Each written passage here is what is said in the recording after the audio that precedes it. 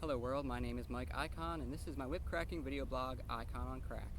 This will be the first episode, and I'd like to start you off with a little introduction to the circular model of whip cracking. The circular model of whip cracking is a method I've developed for breaking down whip techniques into their basic components. Ideally, someone who's familiar with the model can take the concepts and build their own cracks, or at least find ones that they didn't know about before, just based on the mechanics of the model. I created it because I have come from a juggling and other types of performance background. I've been cracking whips for about 3 years now, but I came from a background of poi spinning and juggling.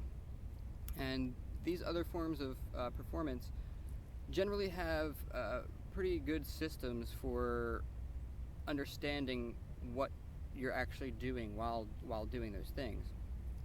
And when I first started cracking whips, I noticed that there seemed to be something of a lack of this system, at least from what I found. It seems that the competitious whip cracking community has a whole slew of things that they do, but that was really hard for me to learn about as a non-competitious whip cracker. And even still, I found the information that was there somewhat confusing. All of the cracks had strange names that didn't really give any indication as to what was really going on there, or how they were connected. And that's something that I was really used to coming from a flow arts background, having these models and systems of just knowing what's going on with your props.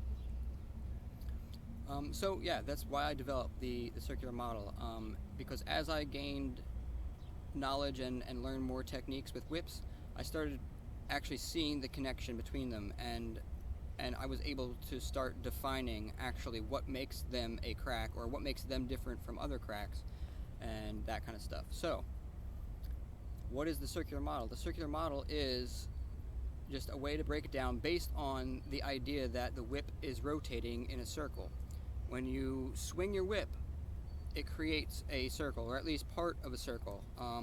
And so once you start thinking about it like that, you can start to dissect it and determine how the circle is manipulated that creates a different crack.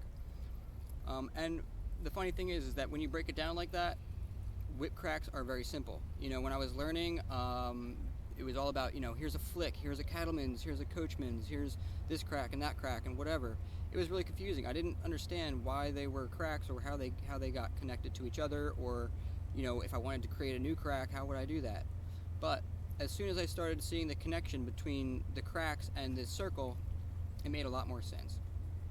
And I really wish that somebody else kind of had this earlier on, because I would have felt like I probably would have learned a lot quicker.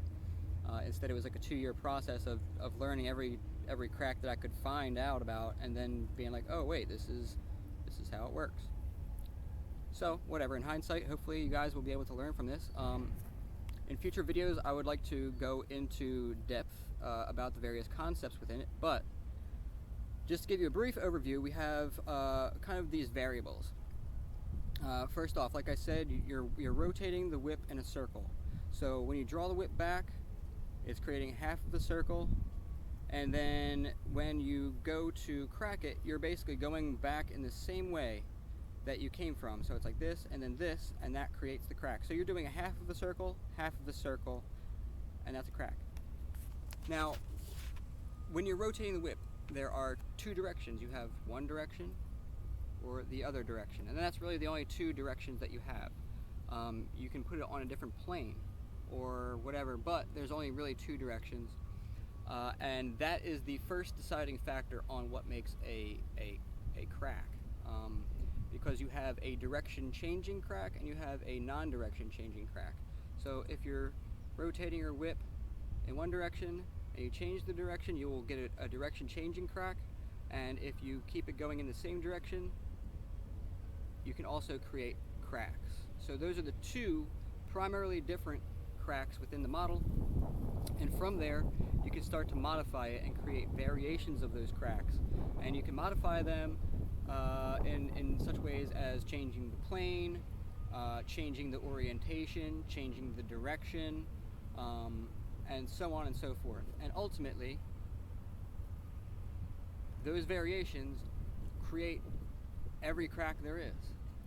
And once you have those variations down, you can start combining them. So you have your basic cracks, you have your variations, and then you have combinations. And those are the three building blocks for just about every whip crack or whip cracking routine you have ever seen.